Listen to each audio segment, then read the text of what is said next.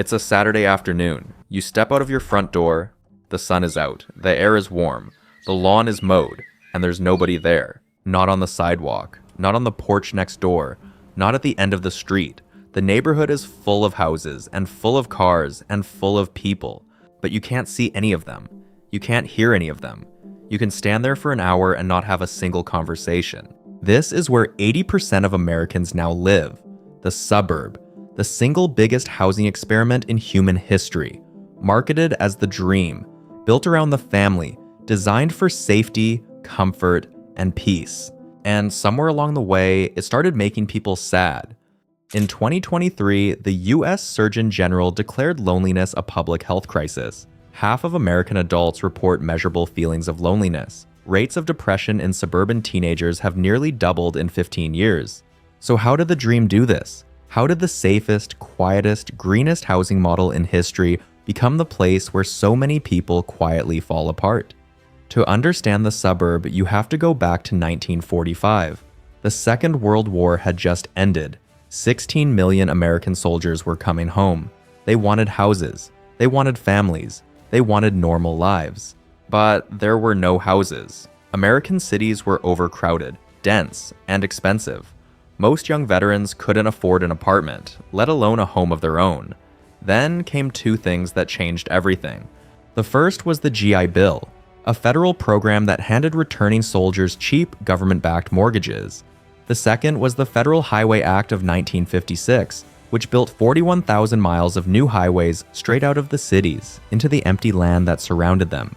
Suddenly, an entire generation of young families had money to buy a house and a road to drive to it.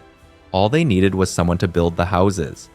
In 1947, a developer named William Levitt looked at all of this and saw an opportunity. He bought 4,000 acres of potato farmland on Long Island, and he built on that land 17,000 identical houses. Same floor plan, same materials, same paint, same lawn. He called it Levittown, and he didn't build them one at a time.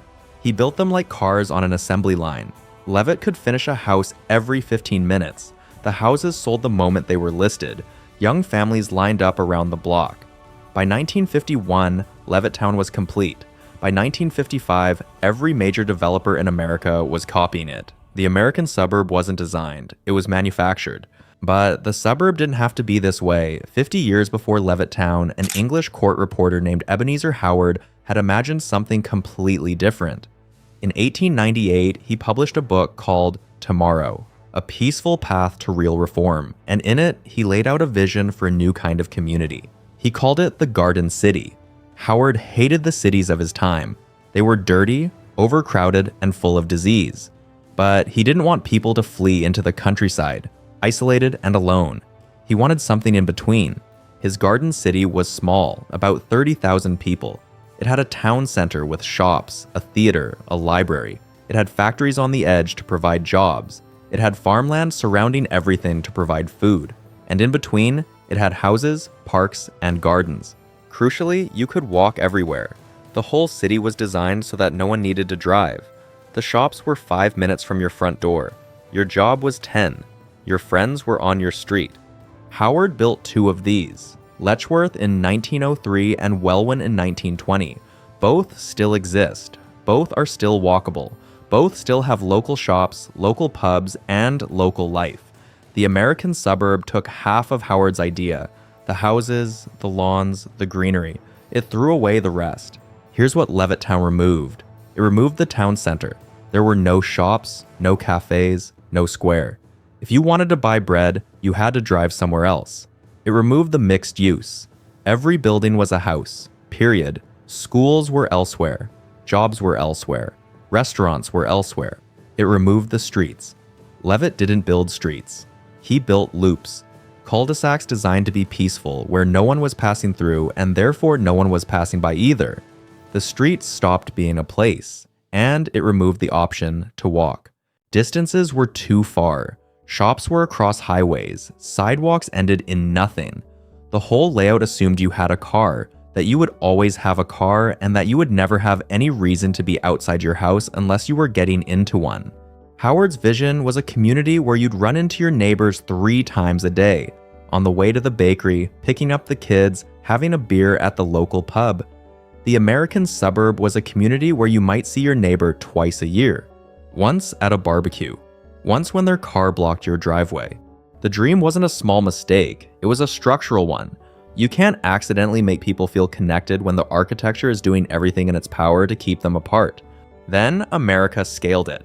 Between 1950 and 2000, the US population doubled.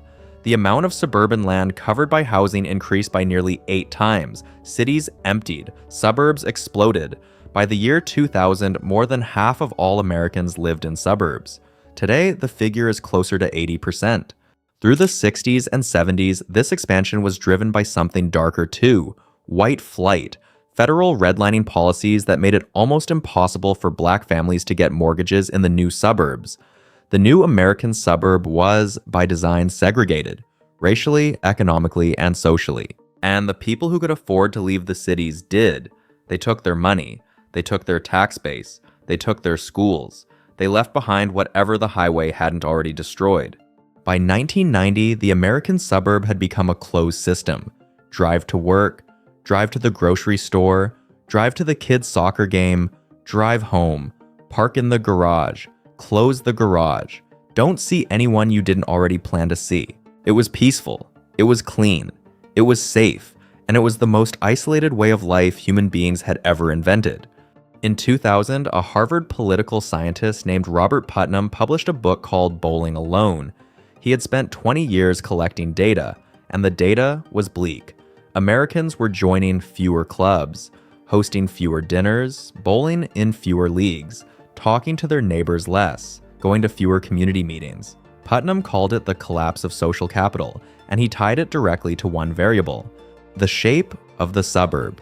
He found that for every additional 10 minutes of commute time, civic engagement fell by 10%. People in walkable neighborhoods had 3 times as many casual social interactions as people in car-dependent ones.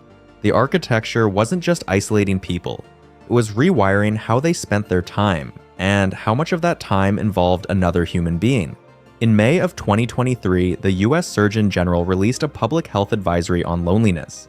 The headline finding, chronic loneliness is now linked to a 30% higher risk of heart disease, a 50% higher risk of dementia, and a mortality impact equivalent to smoking 15 cigarettes a day. That's not a metaphor, that's the math. A sociologist named Ray Oldenburg had given this problem a name back in 1989. He called it the loss of the third place. The first place is your home. The second place is your work. The third place is everywhere else. The cafe, the pub, the corner shop, the park bench, the front stoop, the places where you bump into people who aren't your family or your colleagues, the places where casual community happens. The American suburb has no third places. You go from the first place in your car to the second place, then back to the first place. The third place, the place where most of human social life used to happen, was zoned out of existence in 1947. And most Americans have been living without it ever since. You didn't choose to be lonely. The street did it for you. Today, developers know all of this. They have to. The data is too loud to ignore. So in the last 20 years, a new product has appeared on the suburban market. It's called new urbanism. Walkable, mixed use, charming, built around a town center. But walk into the average new urbanist development. The town center is a parking lot with a coffee shop and a yoga studio. The walkable core is 6 blocks long. Beyond it, the same cul-de-sacs and the same garage doors and the same silence. The shops survive on tourists, not residents. The pub closes at 9 because nobody walks there at night. It looks like Letchworth from above. It feels like Levittown on the ground. Then a new layer was added on top of all of it. Amazon Prime, DoorDash, Instacart, ghost kitchens, telehealth, remote work. Every reason you used to have to leave the house has been replaced with a delivery service. The suburb didn't get more isolating, it got more efficient at being isolating. A small town in Italy at 5 in the afternoon. The square is full. Old men playing cards, kids on bikes, a couple of teenagers eating gelato on a bench. Nobody planned this. Nobody texted to coordinate it. They're just there, because the town was built so they would be there. A subdivision in Phoenix at the same hour. 200 families inside 200 houses. The street is silent. Nobody planned that either. We didn't become antisocial. We built houses that made it almost impossible to be social.